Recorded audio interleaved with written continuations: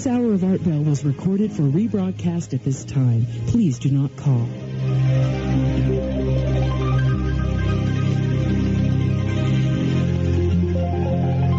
Welcome to Dreamland, a program dedicated to an examination of areas in the human experience not easily or neatly put in a box. Things seen at the edge of vision, awakening a part of the mind as yet not mapped, and yet things every bit as real as the air we breathe but don't see. This is Dreamland. Sunday evening, and yes, once again, this is indeed Dreamland. Hi, everybody, I'm Art Bell. Great to be here this evening. It's beginning to be summertime in the high desert, probably running about 105 degrees out there, more like what we expect. Nice and cool in here, though. As usual, Linda Howe will be here from Philadelphia, update us on what's going on, and I understand there is quite a bit of activity. She is generally considered to be the world's expert on crop circles and animal mutilations. She'll be followed by George Knapp, who is a mainstream journalist who did a lot of, actually broke the story on Area 51. I'm going to give him credit for that. We're going to do a good general show on UFOs, and I know he's got a lot of information on Russia, and we'll talk some bit about that. I want to welcome KOMO, Biggie, up in Seattle, Washington, now carrying Dreamland full-time. 1,000 on the dial in Seattle. I want to welcome WKNW in Sault Ste. Marie, Michigan. Welcome to the show. That's, let me see. Circle about 50 feet in diameter, connected to another smaller circle by a straight line about 12 to 15 feet long.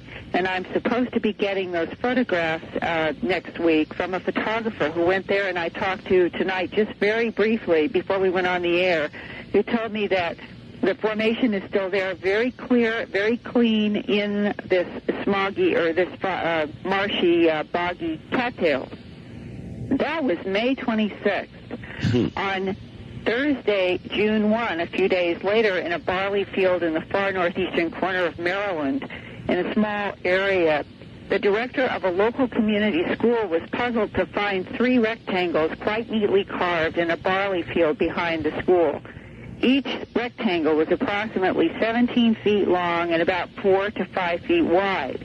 In the same barley field, in approximately a 1/3 square mile area, there were several other areas of down barley, not like rectangles, as much as they were simply odd shapes with very complex lays of the plant stems. I've been there. We've collected plant samples. I was looking at things such as 4 layers of barley laid down in 90-degree angles on top of each other in 4 directions, so that you had 1 layer to the ground going one direction, and then over that was another layer of barley going at a 90-degree angle, and above that was another layer of barley going yet another 90-degree angle, and on top of that, more barley going another, so it almost looked like a plaid, if you can imagine that. And we have seen this kind of complex layering also in the formations in England, and we are trying to find out, of course, what might be able to create these kinds of formations. And as of today, we are watching these fields in Maryland. We have already heard just preliminarily that the nodes are quite swollen in the plants collected from those formations with reoriented growth nodes, very similar to what we have found in England. But again, we are not certain of the cause. Now, one interesting note is May 31st through and that June 3rd, 4th period, there were no storms in this particular part of Maryland. There is no known source for the down barley plants as of this date, and we are going to study the plants now for further physical data, and I'll report more when I know them. Now, exactly the same date that the strange barley, we'll call them down plants because they aren't exactly formations as in England, were found in Maryland. On that same day in Sussex, England, northeast of Alfriston, a 250-foot-long formation was found extremely neatly cut into barley in Sussex. And this was referred to as looking like the Catherine's wheel, a symbol related to an alleged saint going back to 400 A.D. who was hurt on a wheel that had scythes coming out in 4 positions around it. And the woman, apparently in touching this wheel, she was supposed to have been hurt on this wheel. When she touched the wheel, it broke apart, and later the church declared her as a saint. Well, it's been known as Catherine's wheel since that period of time, and this formation in Sussex on June 1 looks like a Catherine's wheel for whatever reasons. Now, the very next night, on June 2nd, Tom and Carrie Blower of Glen, England, had traveled over to Knapp Hill in Wiltshire, spelled exactly like George Knapp's last name, K-N-A-P-P. They were camped out on Knapp Hill in Wiltshire looking toward what is now the famous Woodborough Hill, where many of us have watched in the night for any objects in the sky. Most of us have never seen anything, but on June 2nd, just a few days ago, Tom and Carrie Blower did see something unusual in the sky that reminded them of a white amber object that they videotaped 2 years ago, and their tape was also included in the sightings program. Now, I'm going to play for you an excerpt of this eyewitness testimony on June 2nd from Tom Blower, and then I'll tell you something more. Here we go. All right. That report now from Linda Howe.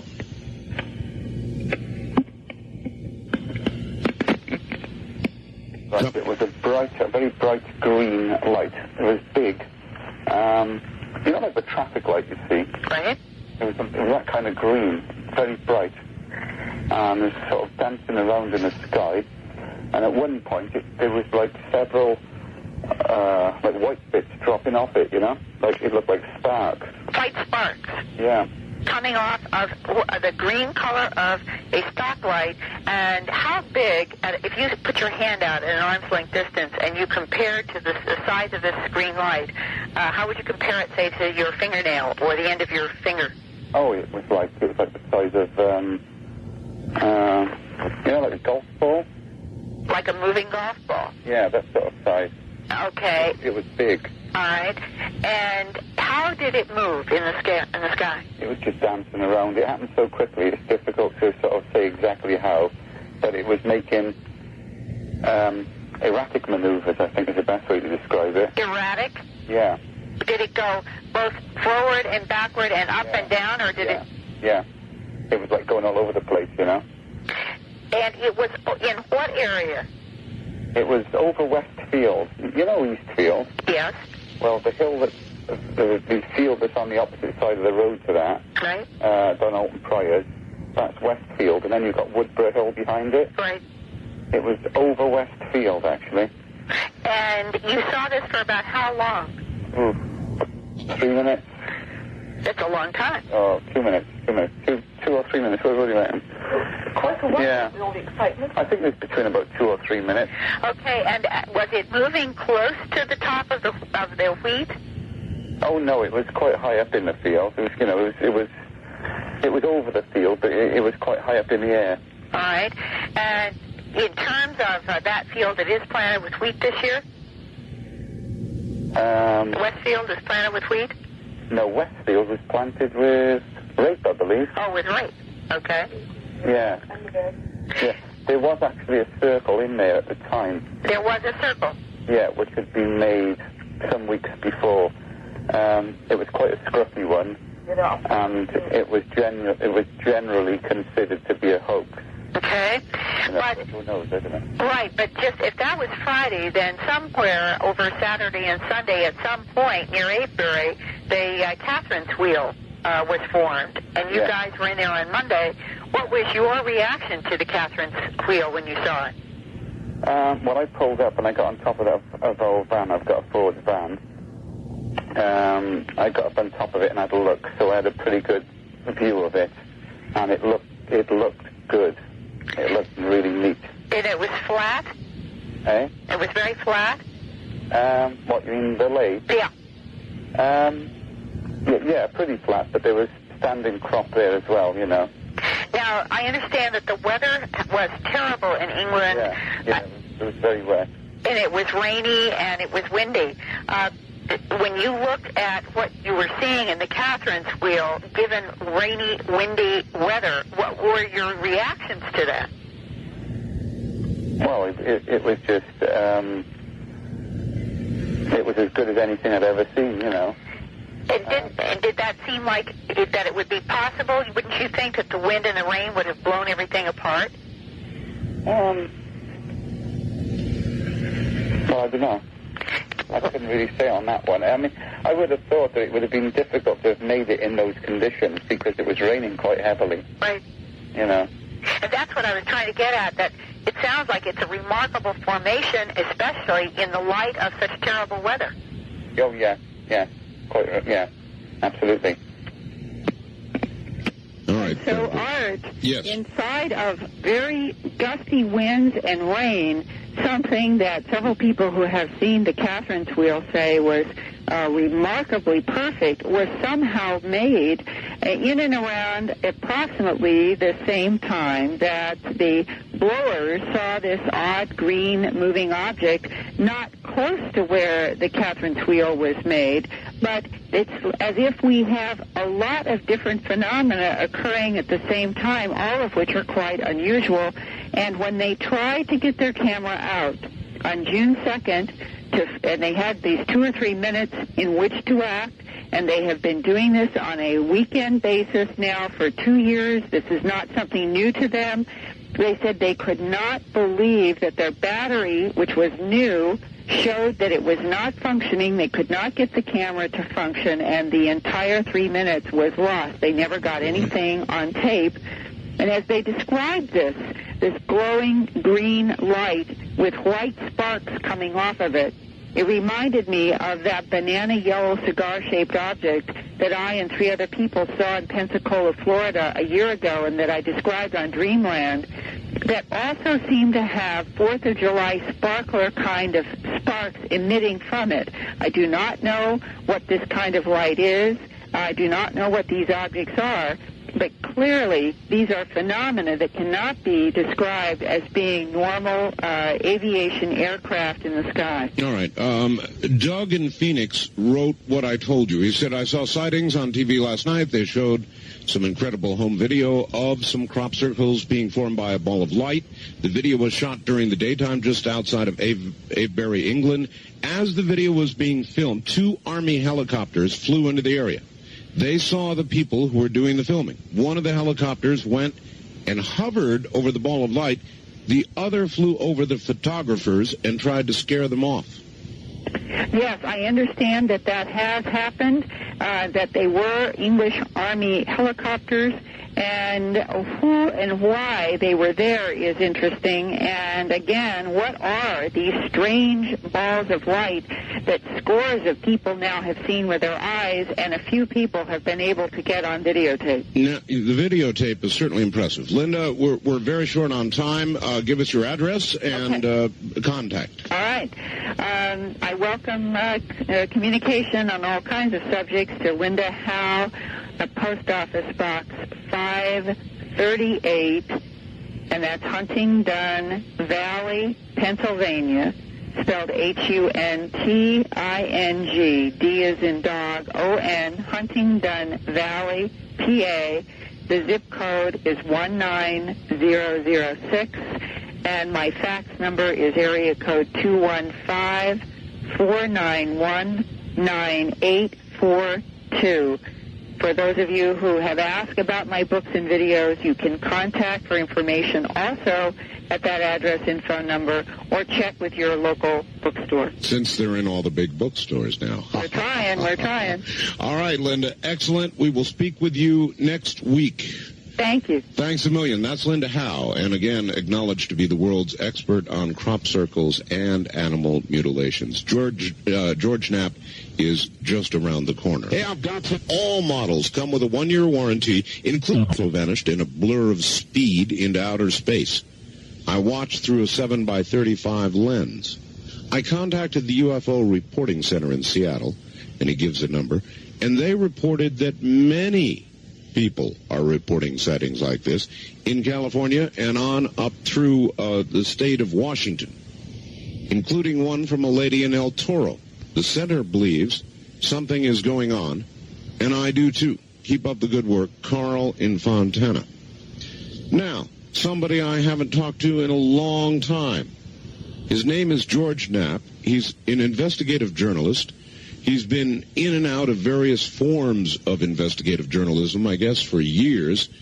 I guess I'd rather let him tell you about it. Hi, George. How you doing, Art? Great to be back on the show. Oh, it's good to have you.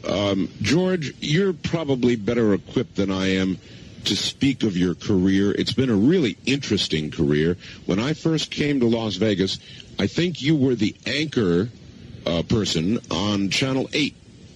That's what I recall. That's true. And so you might want to start a little before that and kind of carry us through who you are and where you've been, because, you know, I've got a lot of new affiliates and they don't know you. Well, I was with KLAS-TV here in Las Vegas for 10 years. General reporter, general assignment reporter, then investigative reporter, then anchorman. I left for 3 years to pursue the UFO stuff full-time, producing documentaries, and recently returned to KLAS in March, and I'm back as an anchor in one of our evening newscasts. I'm also doing investigative reporting and twice-weekly commentaries. But I've always kept a hand in the UFO stuff on many fronts. I'm curious, George, since you've been such a mainline journalist for so many years, when you began to look into the UFO business, I know you produced UFOs the Best Evidence, which is one of the best things ever done on the subject. And how did Channel 8 react then, when all of this was thought of in not quite the friendly light that it is today?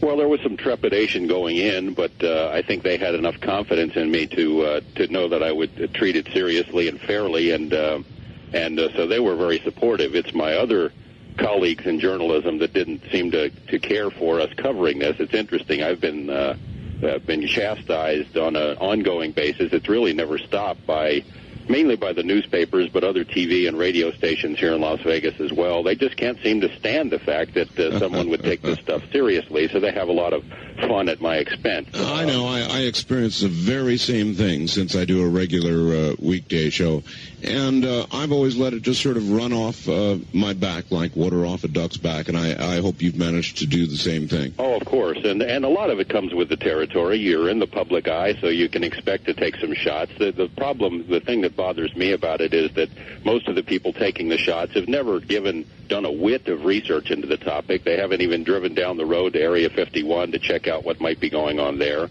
They have no idea of the breadth and depth of information that's available in the field for anyone who wants to take the trouble to look at it. You know, I've been featured in a couple of editorial cartoons in the local newspaper here, one that showed me with a butterfly net chasing UFO, another one that showed me as they had alien extraterrestrial hitmen coming to Earth to get me, and the two ETs were trying to decide which gasoline pump was me. The media columnist here in town had some fun. He said that people were rushing home to see my UFO reports nightly. Not that they were interested in aliens, but that they wanted to see if I would go bull goose loony right there on the set, my eyes bulging and foam coming out of my mouth. Well, I could trade cartoons with you. I had one done of me that was really awful. Yeah, I remember seeing that. Oh, I'm glad you got to see it. And unfair, too. Yes, I thought so at the time. I went absolutely ballistic, but I'm feeling better about it now. So it's weird that, that people that really have no knowledge of the field at all automatically decide that anyone who's involved in it is nuts. And although there is a certain nut quotient in UFO research, there's a lot of serious people that take it, that do a good job and do good research. Well, I think the answer is, and those who criticize and write these cartoons might bear in mind, they're easy shots to take, you know, and I think we're beginning to get to the point where the public sees them as that many times. And well, I hope so. You know, there was one that I did a series here in Las Vegas on alleged alien abductions, and the paper just really ripped me a new one. They had the headline was something about they were kidnapped, emphasis on the nap by aliens, and they dubbed me the Grand Mullah in the Church of Stratospheric Proctology. Oh my God! Which is pretty funny. Yeah, that has some humor in it. And usually in 12 or 24 or 48 hours, you start to be able to begin to see the humor. George, UFO is the best evidence. If you were to try to describe that very thorough report to somebody who had never seen it, and you were to hit the high points, what would you say to them? Well, this was back in 1989, which, according to my media colleagues, that was the year that I went insane. We produced a 10-part series and then a 2-hour documentary for Channel 8. It really traced the development of ufology. It looked at the major issues in ufology, but the central focus of it, and the part that drew the most attention, was the look at Area 51, the allegations by former workers out there that we had alien technology being tested in the desert.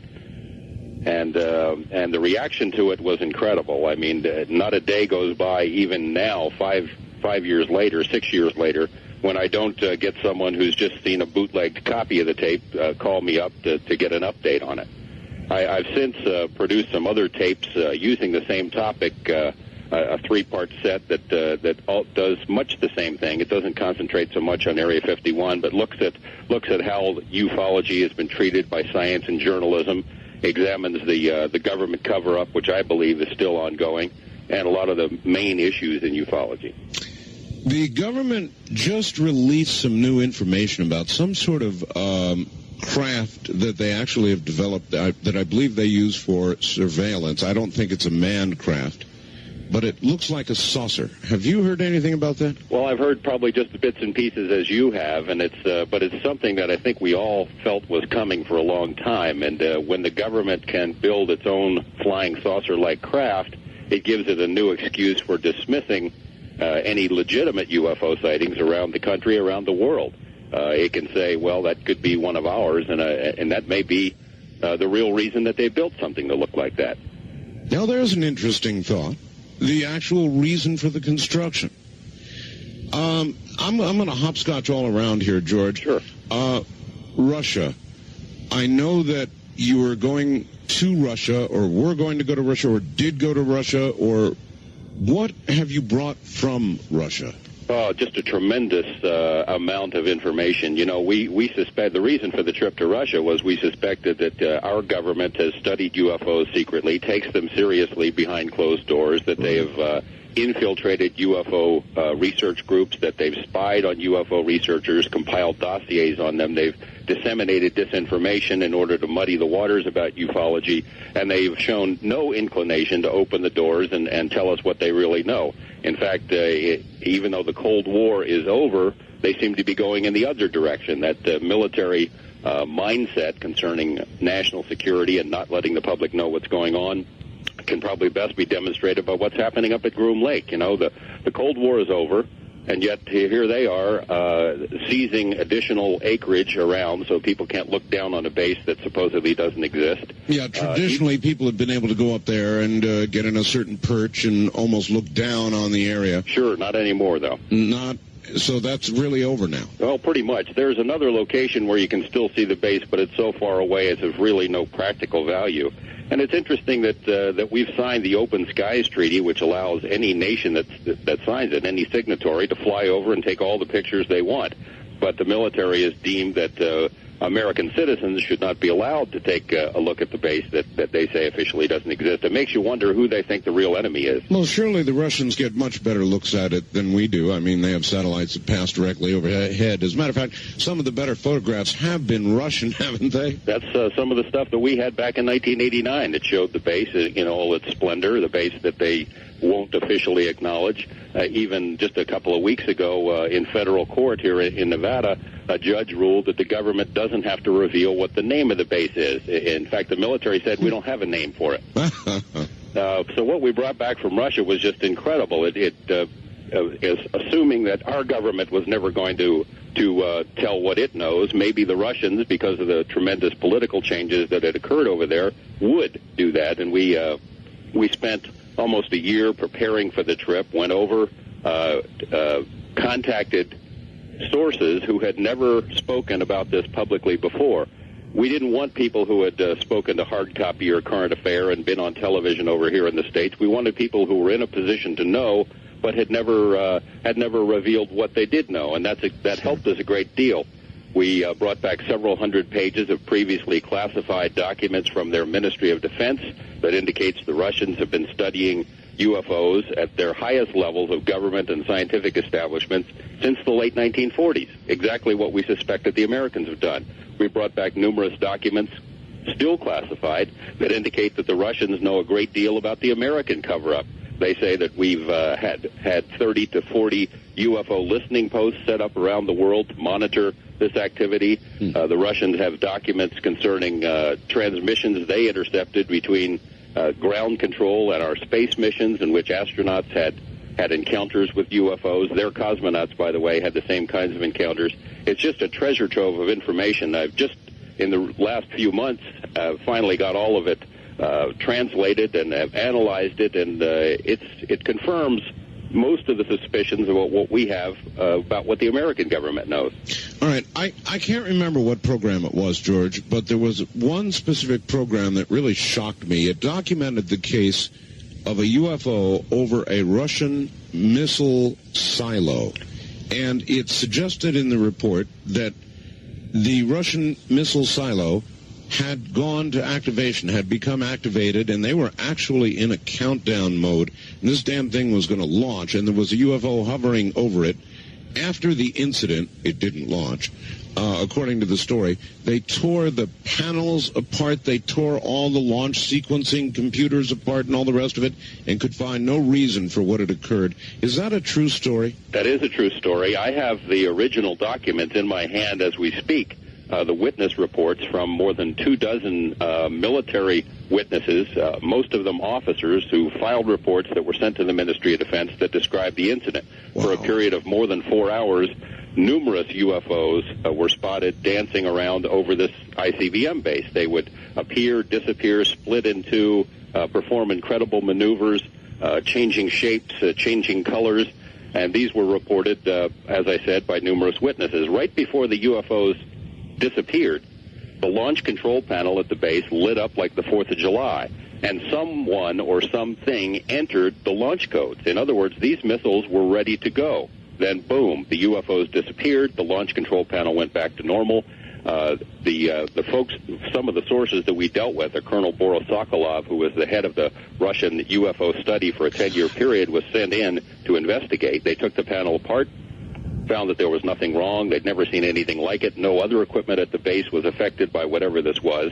They concluded that the UFOs, whatever they were, wherever they were from, were sending some sort of a message such as, this may be your most powerful weapon system, but it doesn't impress us all that much. Well, that message came through loud and clear, and, you know, I don't know a lot about the Russian chain of command, but I've heard that with regard to their nuclear materials, their command structure is much less independent than ours, and it takes a hell of a lot directly from Moscow to get something in a position where it could launch. So that's an incredible story. George, hold on one moment. We'll be right back to you. That really is some story. You're listening to Dreamland. Many of you we gave out phone numbers for Sea Crane. You know, it's a brand new Sea Crane Company catalog out finally, 79 pages of what I call the Bible of radio. And we got 6,000 calls. It was all that we could handle, and a lot of people missed it. So if you want a catalog now, tonight is your last chance. It must be post-dated by tomorrow. Post-dated by tomorrow. But here's the deal. You write them a letter or a postcard, simply request a catalog, and for your trouble, you will get a free catalog, and you will get a free little coupon worth $3.20 toward the purchase of anything at all in the catalog, and they'll include that just for your asking. So send a postcard or a letter or something to the Crane Company, C-R-A-N-E, Crane Company, Fortuna, California, F-O-R-T-U-N-A. F-O-R-T-U-N-A, Fortuna, California. Zip code 95540-2350.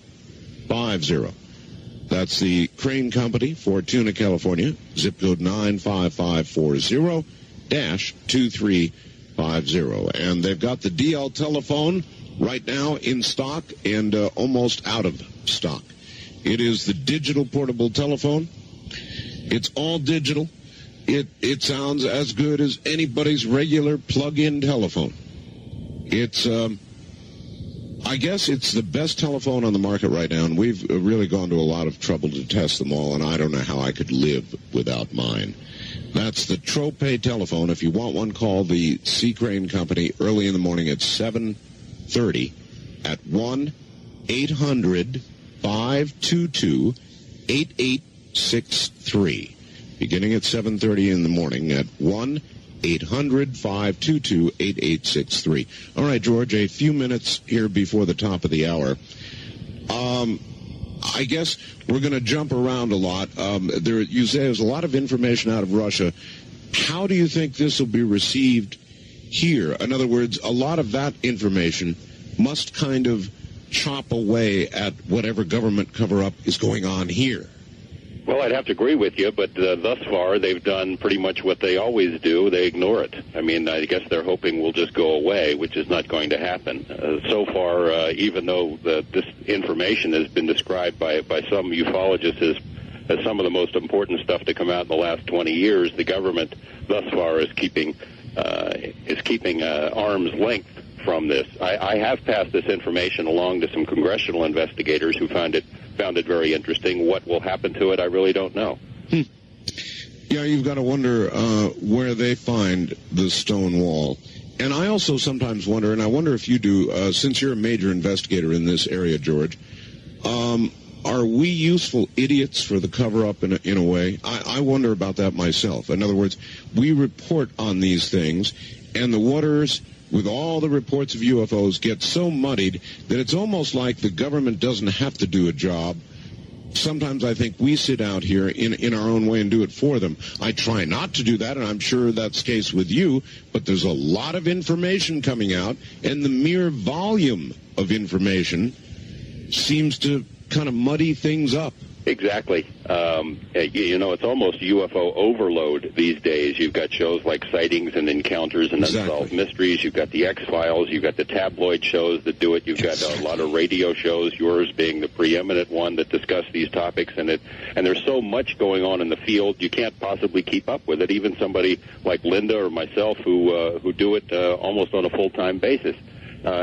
In that sense, it allows the government to stay off the hook, and I worry that the public, the general public, gets so much of this stuff that they look at it like the movie of the week. Well, that was interesting. Now let's see what Letterman is doing. Switch the channel. Or if finally NBC one night comes on and there's a big story about a landing, something really substantial, maybe people won't even be all that. I mean, of course, it would be a big story, but not the story it once was. It's as though we're almost ready for it, isn't it? Well, a lot of people have said that over the years, speculated that there's some sort of a government program to condition us all for the alien reality, get us ready for the big announcement. And there were even studies done by the Brookings Institution back in 1960 for NASA that suggested that, if you don't condition the public to deal with something like this, our social institutions would collapse. I've never seen any proof that there is an actual ongoing program, but I'll tell you, if there was one, this is exactly how things would be panning out. You'd have all this media, different kinds of television shows. You see aliens in commercials almost on a daily basis for all kinds of different products. Aliens selling cars, aliens selling hamburgers. It's true. It's really true. All right, George, relax a few moments. We'll do some news here at the top of the hour and be right back. George Knapp, a journalist in Las Vegas, is our guest this evening, and there's a lot of interesting territory and your calls ahead. You're listening to Dreamland, which must mean it's Sunday. I'm Art Bell. We'll be right back.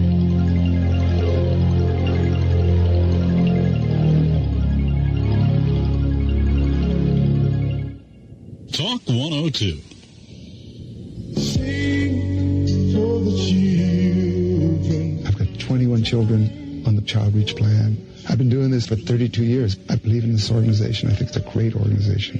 For 2 years, we've been searching for a humanitarian cause for Ramada to sponsor. This is where our search ends, where there's a child care agency called Child Reach doing their great work. Our children come from proud families, families that want to work more than anything. That's what makes Child Reach different. They work with the entire family, with the community, to get them standing on their own 2 feet. Composer Burt Bacharach, Ramada's president Steve Belmonte, and Katharine Hepburn have each been touched by the life-saving work Child Reach does for needy children overseas. To find out more about Child Reach sponsorship, call 1-800-652-1200, 1-800-652-1200, and please do it now for the children. Time for the children. To clean or not to clean? When it comes to preserving old buildings, that is the question. I'm Jim Metzner, and this is the pulse of the planet. We're listening to the sounds of workers scrubbing a century of dirt and grime off of New York City's famous Dakota apartments. Kate Burns Ottavino is Director of Preservation for the architectural firm of Ellen Krantz and Eckstedt. When deciding whether or not to clean, you begin from just looking at the building overall for what are the patterns of how the building is dirtying. Is the way the building's dirtying indicative of a larger problem at work on the building, like faulty gutters or, location to an exhaust pipe from another building?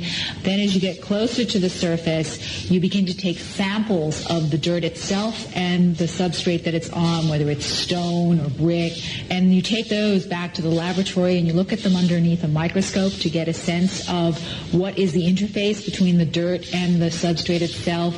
At the same time, we looked at what kind of natural state would the stone or the stucco be if it were in its original condition.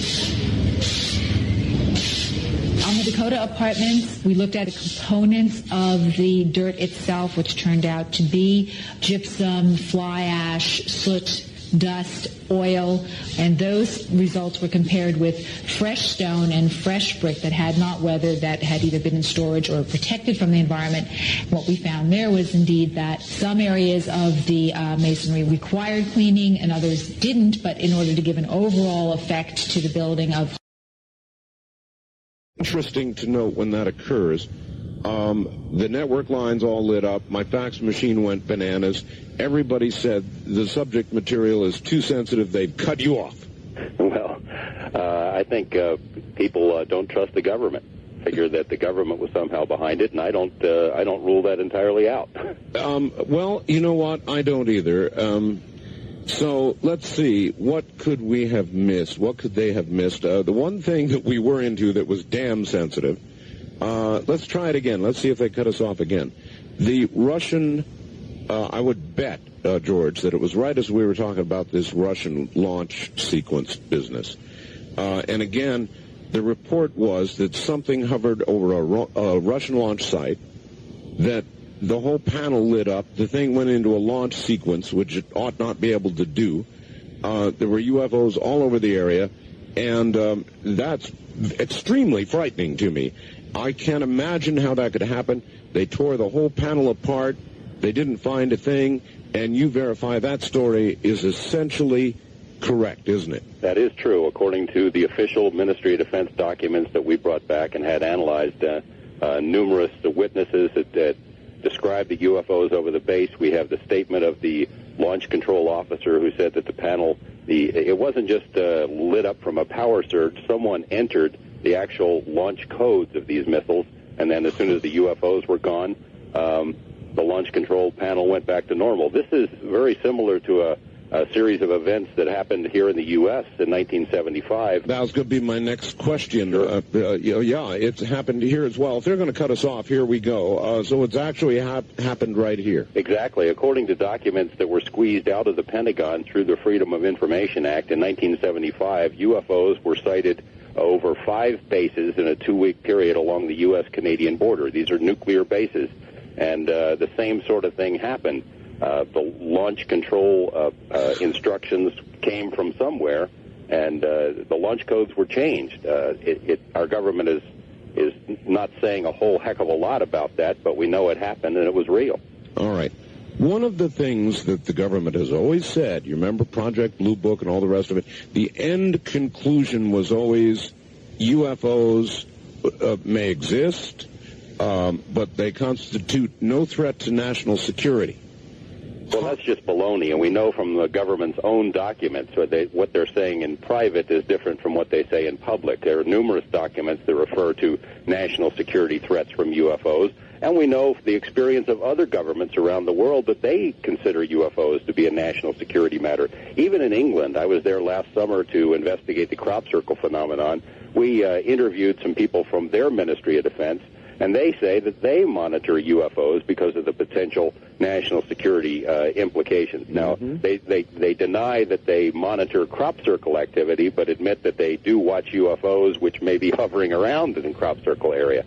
The Russian government obviously thinks that UFOs are a threat to security, or at least they're a concern about security. The French government admits that it's had the UFO study going on for years. The Belgian government has been investigating UFOs openly. It's only our government that seems to say that UFOs aren't a threat. Let me give you a good analogy, or see if you think this is a good analogy. You know about the recent Ebola breakout in Zaire? Sure. There was a 60-minute story about the monkey house thing in Reston, Virginia. Remember that? Yes. They had what they thought was airborne, human-killing Ebola virus out in Reston, Virginia. They didn't tell the public one damn word. I mean, this is something that could have conceivably spread across and killed everybody, where 90% of the people in this country, had it been real, and it almost was, and they didn't say one word. And if there's a matter of national security, national health, national concern, I can't think of a bigger one than that, and they didn't tell us until long after the events. Well, it's a military mentality that's been perpetuated since the beginning of the Cold War, maybe even before that. They regard us as not needing to know, and it's manifested itself in a lot of different ways over the years. Well, in some ways, I understand that. I mean, in other words, even though the Cold War is supposedly over, it's not exactly. And we are developing new aircraft, and how do you react if I were to say, well, we've got to have an area like Area 51, or an area like it, someplace where we do our secret testing. How do you react to a statement like that? Well, I agree completely. I mean, I think most of the work that's done out at Area 51 is valuable and important to national security, and they do need an area like that. But I think they could acknowledge the existence of the base. I mean, their denial in federal court that they even have a name for the base is patently ridiculous. In other words, we ought to at least be able to know what the Russians already know and have known for a long time. Exactly. George, there have been a lot of reports that the nature of what's being done at Area 51 has changed, and a lot of the saucers, if they were there, have been moved. Do you know anything about that? I do. I've been in contact with some congressional personnel over the past couple of years who've been very helpful to me, people who have security clearances to go into that base. I can't give you their names on the condition that was the condition given to me to get the information. I briefed two people in the past year and a half who have gone out to Area 51, looked around. In fact, they took helicopter flights over what's known as S4, the area where Bob Lazar said saucers were housed in hangars built into the side of a mountain. If those hangars were there, and I believe that Bob is telling the truth, they're not there anymore. It's just rubble in the desert. There's no facility at all there. And it would make sense, because if, in fact, there were these alien craft out there, once it hit television, thousands of people started trekking out into the desert to see whatever it was. A lot of folks go up there looking for UFOs. A lot of people look for advanced military aircraft. A lot of people just go up to have a good time. But so many people have been out there looking at that base that it would make sense that they would have to move something like the saucers. All right. So where do you think they might have gone? Is there a best guess? A couple of stories that I've been told. The Nevada test site is a vast, uninhabitable region. There's places in there that very few people ever see. They could just house it and a number of different facilities out there, just stick it in the ground for a while, till things cool down. Some have suggested to me that we have a National Security Agency facility in Pine Gap, Australia, that's been the subject of a lot of speculation. Some people suggest that maybe the saucers went with the stealth aircraft when they moved from Nevada a year and a half or 2 years ago to New Mexico.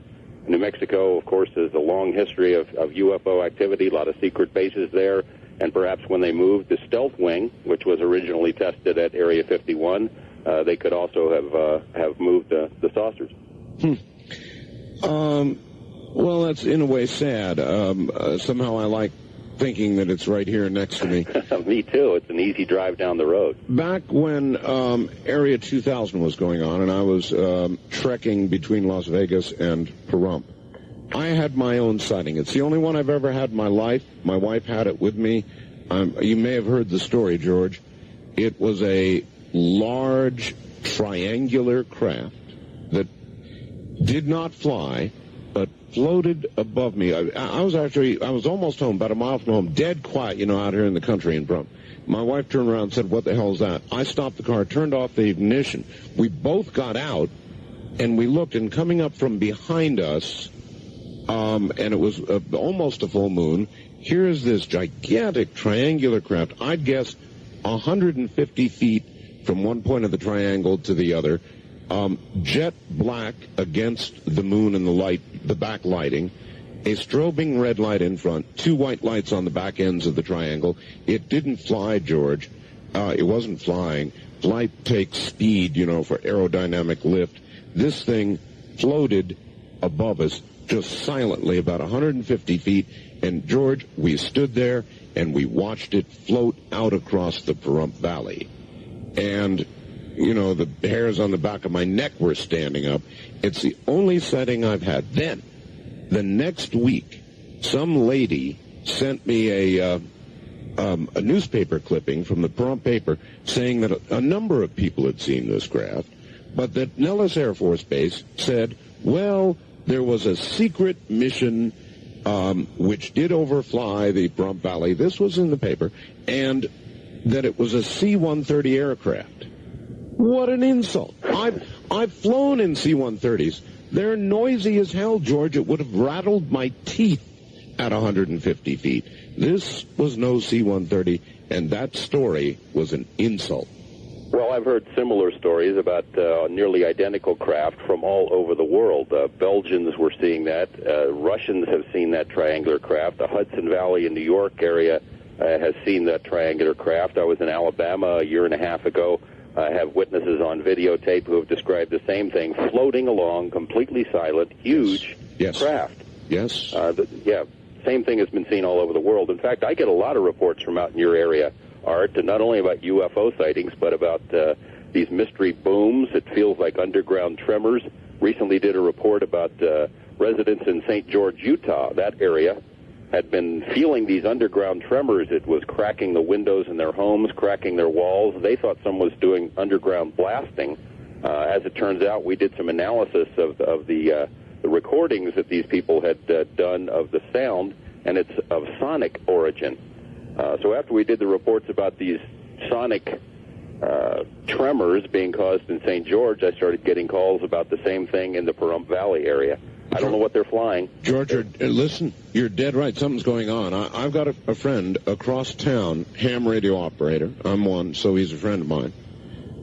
His name is Jerry, and that's all I'll give, not his last name. But he everything was fine until he built a porch. He built a porch, George, and in doing so had to sink, I'm not a carpenter, but big things into the ground to support the porch.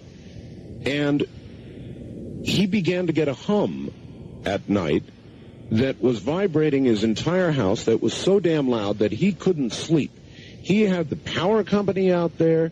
He had everybody he could think of out there. He had to end up tearing down the porch because this was somehow translating this hum into the rest of the house. Have you heard of that kind of thing? I sure have. I think the most famous one is in the Taos, New Mexico region. It's been going on for a couple of years.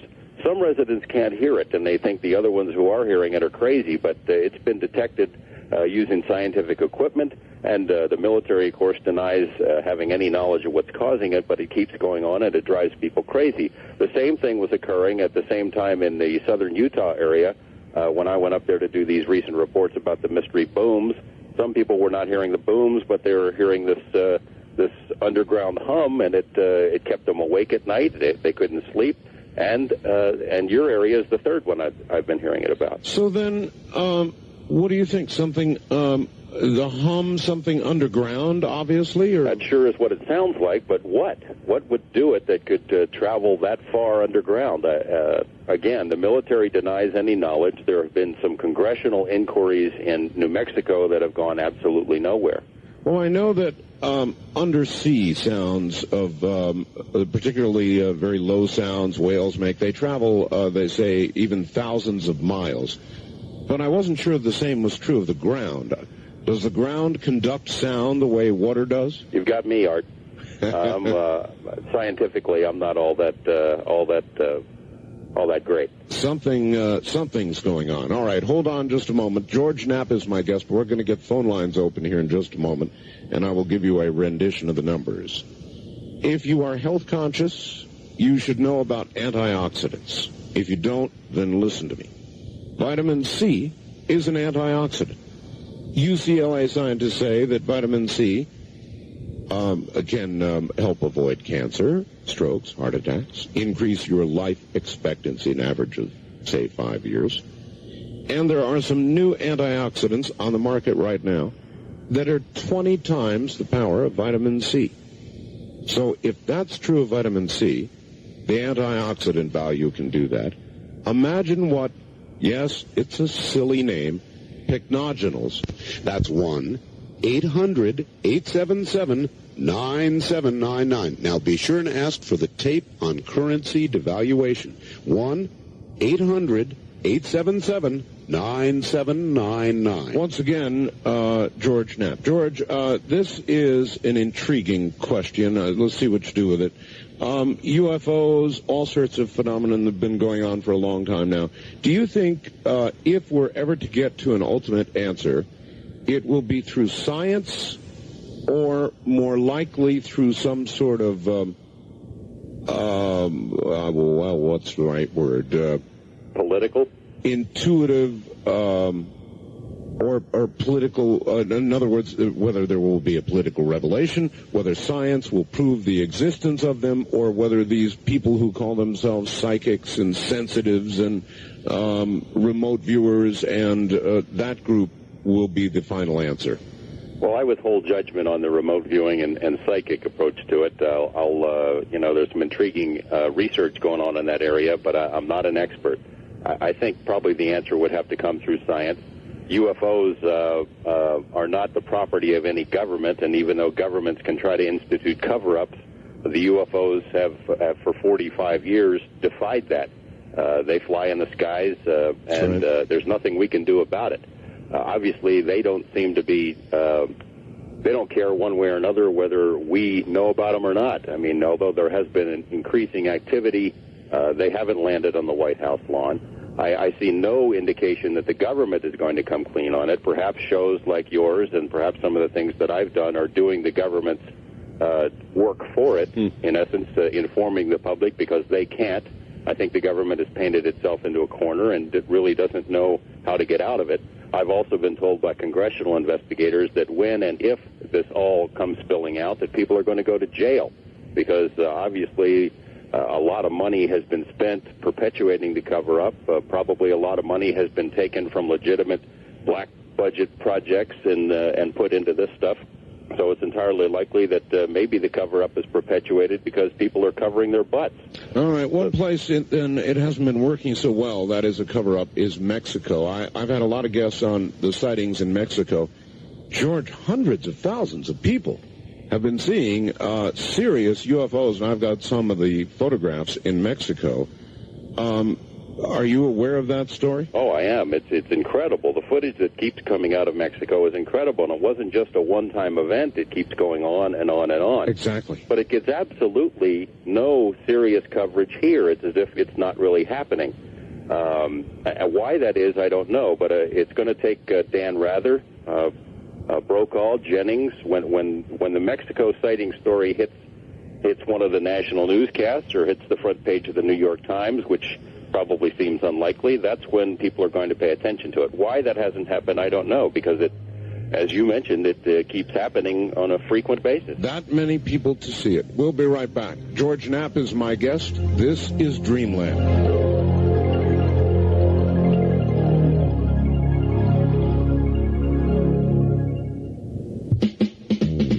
Issues and ideals, conversation and controversy. You have it all on Talk 102. UFOs sakes. He nevertheless continues, as do we. If you have questions and would like to ask George a question, he's been into this investigation now for years. Here are the phone numbers, and we're going to open the lines. If you have never called the program at all, first-time callers can reach us at area code 702-727-1222. 702-727-1222. The wildcard lines, area code 702-727-1295 or 1295.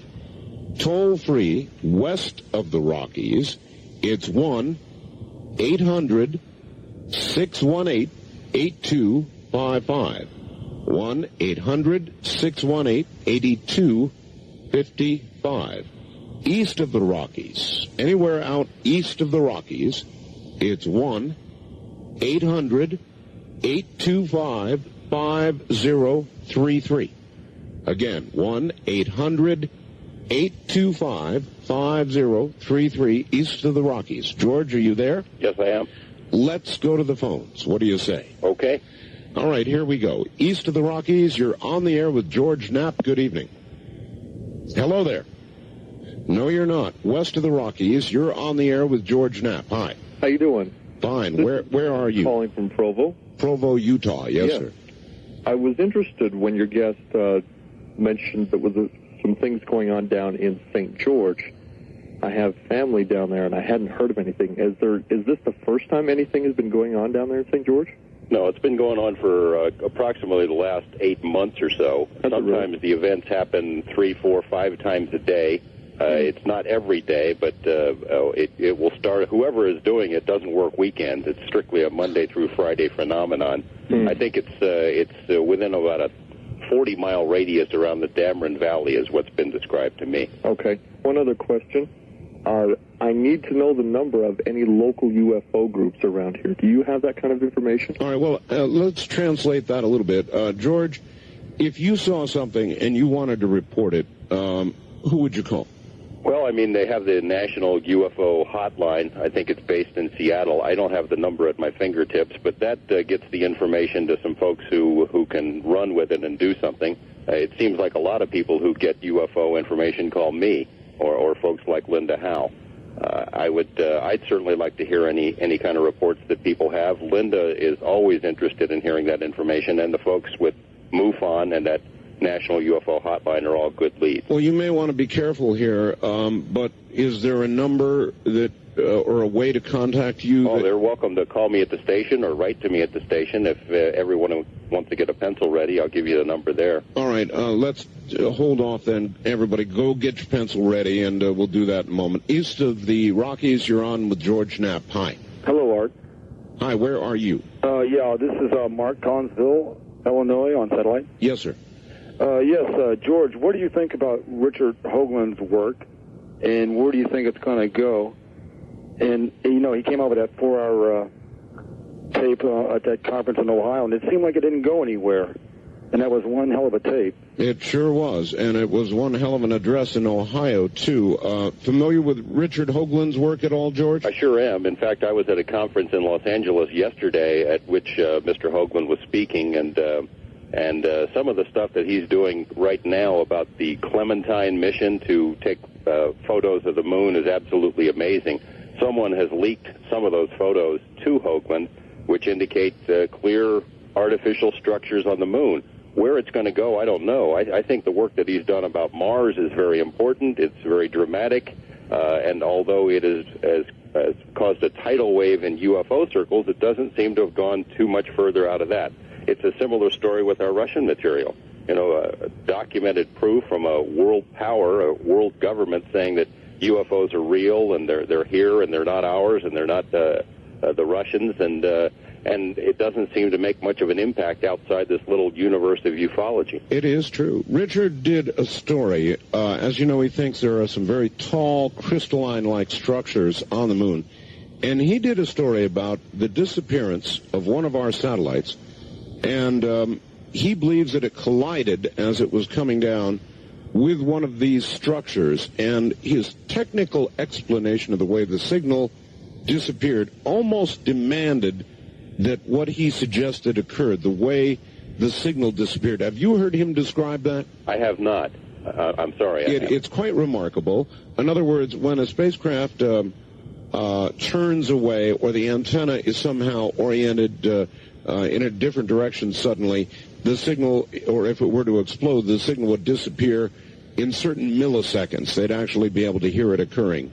But the way it apparently collided with this thing, the signal was just instantly gone, as though the antenna suddenly was whipped around, and I'm sure that it was. It was a very, very interesting story. East of the Rockies, you're on the air with George Knapp. Hello. Hello there. No, you're not. First-time caller line, you're on the air with George Knapp. Hi. Hello there. Well, we're missing him. West of the Rockies, you're on the air. Good evening. Good evening. Hi, where are you? Fresno, California. Okay. My name is Wilma. Yes, go ahead. And in 1970, February 7th, we was going to Nevada to celebrate our anniversary. And on the way out in the desert, it wasn't built up then. And on the way, they was on the left-hand side, it was 2 o'clock in the morning. I told my husband, what in the devil's the water tower doing out here? There's nothing around. It was shaped like a bullet, 4 legs. And we come back 2 days later, it wasn't there. And then about 5 years ago, here my son called me out, Mom, come look. And going over was what I seen, what you seen, Art. That big triangular. No sound, no nothing. I'm sorry, where? So slow. Yeah, where are you located again? Fresno, California. Fresno, and this was actually over Fresno? It was over our house. Over your house. And I told my son, I says, I'm not going to call the police. What for? And he seen a light. He said it was on top of I live near Christmas Tree Lane. And he said he seen a light on top of the cedar trees. Mm-hmm. And then the light took off. All right, well, it's a good question. George, how many people who see things like this do you think report them? Percentage-wise, I wonder how many actually get reported to any agency.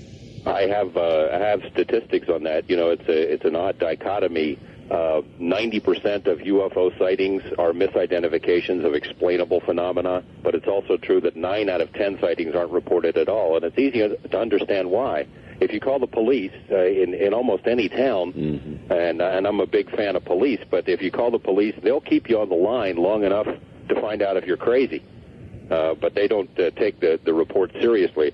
The same is true of the military. If you call a base like Nellis, they say, we're not interested. They'll even give out a UFO hotline number to send people down the road.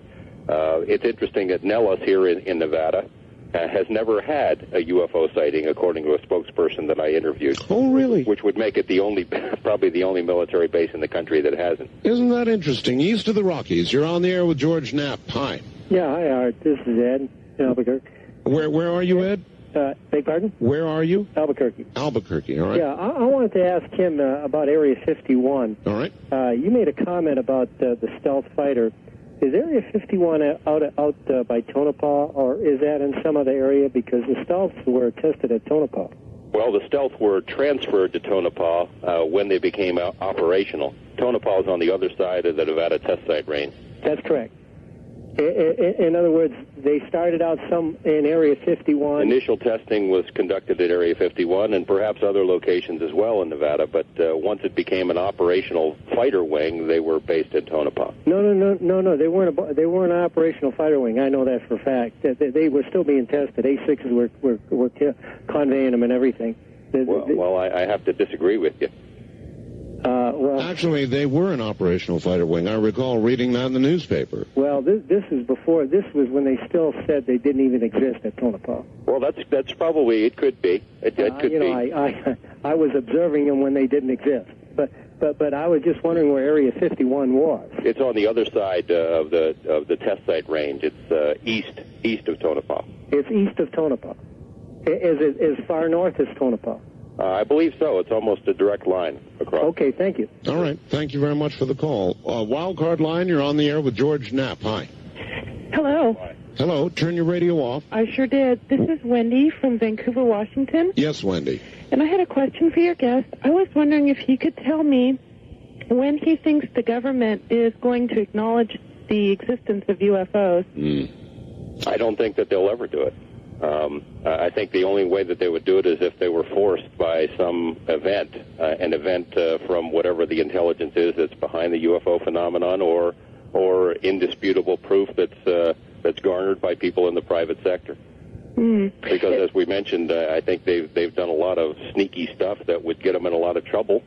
I think it's also possible that maybe they have a reason for not coming clean with us. Maybe there really is some dark side to this. Maybe we really would panic in the streets if the whole truth came out. And it may also be that the government, although they have more information than us, they don't have the complete picture themselves. It seems to me, especially within the last 10 years, like we've almost been in a constant barrage of UFO movies, UFO sightings, reportings. It seems to me like it's almost a desensitizing process. So that was my question. Well, I'd agree with you, and Art and I discussed it a little bit earlier, that whether or not there really is a program like that, it sure seems like it. And you know, the more research I've done into this, is the more sympathetic I become to the government's position. I mean, I don't appreciate some of the tactics that they've used over the years, but it could very well be they're in possession of some really sensitive information about a phenomenon that really would disrupt society, that would really shake us right to our bones, our roots, or whatever, and they don't know what to do with it. You would think this would be a matter of gigantic international contention. In other words, if there are weapons possibilities in the technology, and you have to imagine there would be a big race between the U.S. and any other power to get hold of and develop that technology.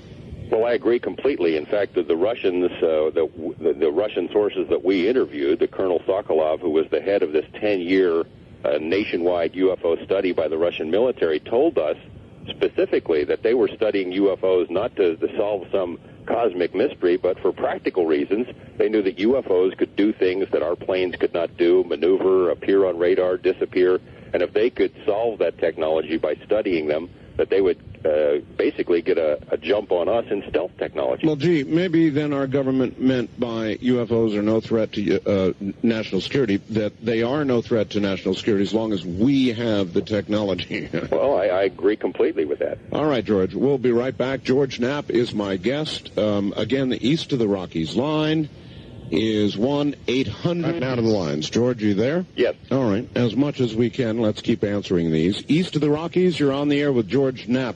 Good evening. Hello there. Having trouble with East of the Rockies. You are? Well, we are. Apparently so. Are you there? Well, I guess not. Let's try it over here. West of the Rockies, you're on the air. George, we're not having trouble. This is my fault. It's my fault. Is there anybody on the West of the Rockies line? Hello? Hi, yes. Hi, Art and George. I was wondering, have you ever made a connection between UFO sightings and, like, nature occurrences that have been happening lately, like large hail falling and floods, and psychic predictions that they say that there are going to be a lot of changes in the United States and around the world? Yeah, I'm really glad you asked. George, I know everybody always talks about it, does nothing about it, but the weather This year is arguably stranger than it ever has been. Giant reports of hail everywhere, high winds. We've had them here in the desert. We get high winds, but I mean, it's been a crazy year. That's true. I don't know that we can tie it into the UFO phenomenon, though. I mean, some people have tried. I just haven't seen any convincing evidence. There are individual cases of where UFOs have been sighted in areas where earthquakes have occurred, and strange weather occurrences have been reported, but direct connection I haven't seen. I know that it sure does seem weird, since I haven't been following weather patterns and don't really have data on the frequency of earthquakes and volcanoes dating back over a number of years. I don't know if it's any worse than normal or not. All right. First-time caller line. You're on the air with George Knapp. Hi. Hi. I have a question for George, and I have... I'd like to just tell Art that I did see also when I lived in Tonopah. I lived there. All right, turn your radio off, sir. Turn your radio down.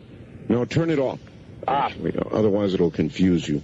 Okay, is this Mr. Bell? Yes. Mm-hmm. Oh, good to talk to you, sir. I saw the same thing that you saw over by Pahrump, only I saw it right above Tonopah when I lived there. It was a little bit different than what you described, though. It was a big triangular. It was at night, and there was no moon. It was a big triangular shape flying right over town, going north. I was on the north side of town going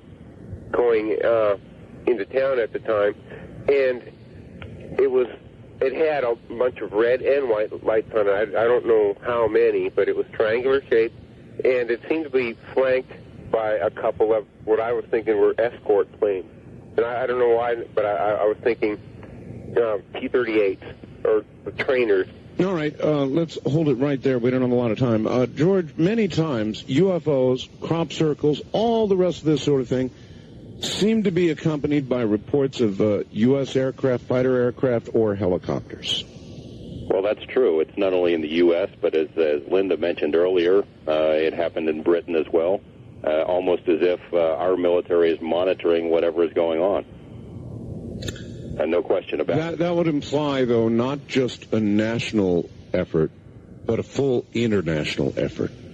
True, and it's not necessarily, as I just stated, it's not necessarily that the U.S. is monitoring it. I mean, it could be in some of these cases that it is an advanced weapon system that we just haven't heard about yet that they're flying along with.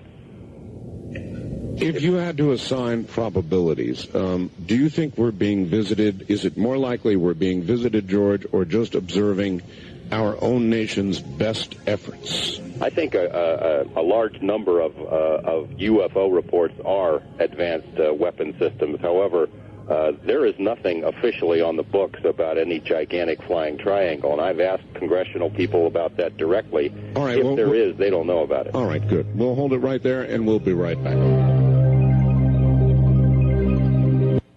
I was at, besides the judge and his entourage, to collect $9.25. A 2-year trespass case over $9.25 over a runaway cow.